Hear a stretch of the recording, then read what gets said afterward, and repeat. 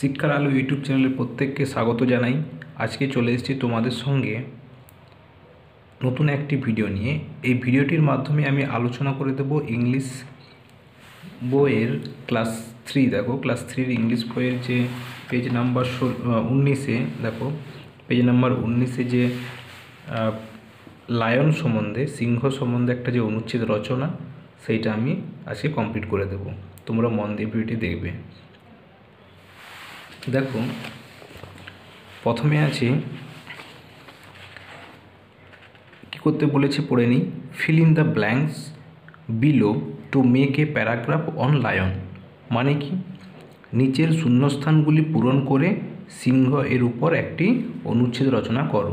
মানে এখানে একটা সিংহের সম্বন্ধে একটা অনুচ্ছেদ রচনা করতে বলা হয়েছে, এবং এখানে মানে যেটাকে ইংলিশ বলে প্যারাগ্রাফ অন ইংলিশ, একটা প্যারাগ্রাফ লিখতে বলেছে ইংলিশে। কার সম্বন্ধে? লায়নের সম্বন্ধে, সিংহের সম্বন্ধে। বুঝতে পেরেছ?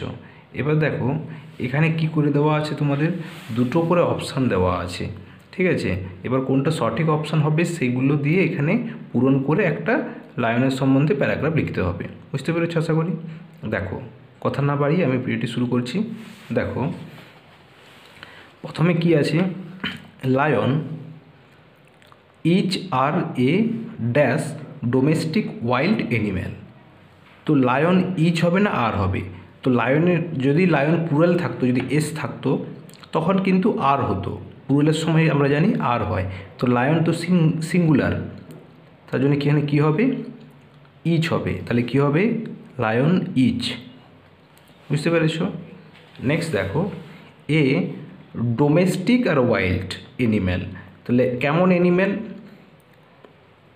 সেটা লিখতে হবে, ডোমেস্টিক না ওয়াইল্ড। ডোমেস্টিক মানে কি? গৃহপালিত।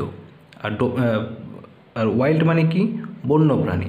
তাহলে কোনটা হবে? এটা বন্যপ্রাণী হবে। তাহলে কি হবে? Wild animal.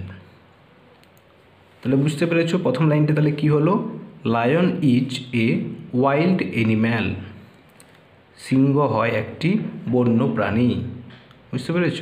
নেক্সট দেখো পরের লাইনে, each M a dash large small animal. কী হবে? ইটের পরে কি হয়? ইট ইচ এ লার্জ অ্যানিম্যাল। এটা একটা বড় প্রাণী, ঠিক আছে। নেক্সট দেখো লায়ন, তাহলে এখানে কী হবে? এক্ষুনি বলে দিয়েছিলাম লায়নের পরে ইচ হবে, যেহেতু lion singular. Lion is very strong weak. Strong মানে হচ্ছে কি? মানে শক্তিশালী, আর উইক মানে দুর্বল। তাহলে লায়ন কি? শক্তিশালী, অবশ্যই শক্তিশালী। তাহলে এখানে কী হবে? স্ট্রং হবে, স্ট্রং, ঠিক আছে। নেক্সট দেখো ইট ড্যাশ আর is call the king soldier of the jungle. মানে এটাকে কি জঙ্গলের কি বলা হয়? রাজা বলা হয়। তাহলে it is called the king of the jungle. একে জঙ্গলের রাজা বলা হয়, ঠিক আছে। বুঝতে পেরেছো? এবার নেক্সট দেখো ইট ড্যাশ ইচ আর। তাহলে এখানে কী হবে? ইচ হবে। ইট is a symbol of pride same. Pride মানে গর্বের, আর সেম মানে লজ্জার। তাহলে কি এটা কিসের প্রতীক? এটা হচ্ছে গর্বের প্রতীক, যেহেতু এই লায়ন হচ্ছে আমাদের জঙ্গলের রাজা। তাহলে কি হবে?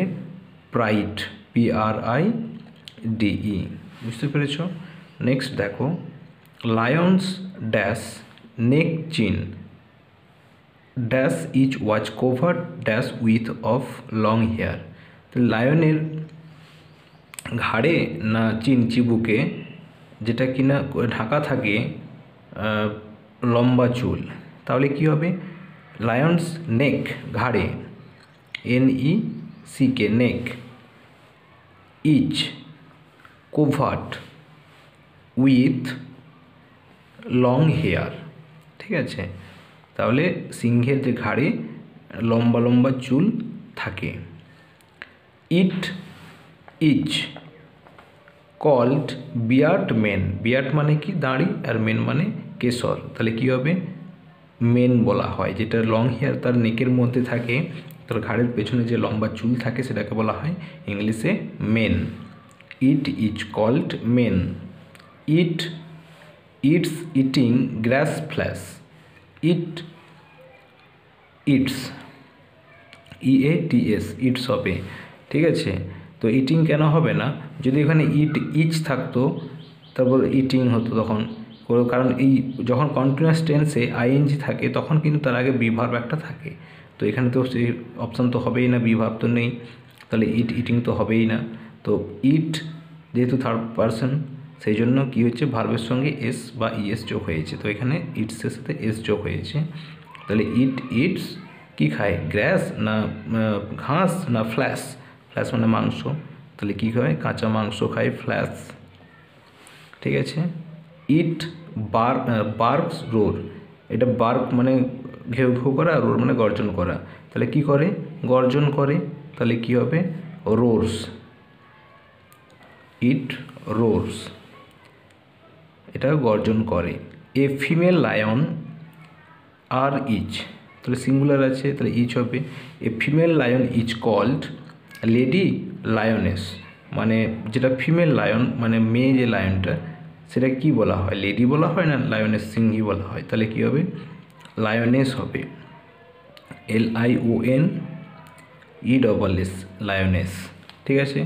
নেক্সট দেখো, a baby lion is called a cub kitten, cub মানে হচ্ছে সিংহের শাবককে বলা হয় কাপ, আর কিটেন মানে হচ্ছে ক্যাট থেকে কিটেন হয়, মানে ক্যাটের বাচ্চাকে বলা হয় কিটেন।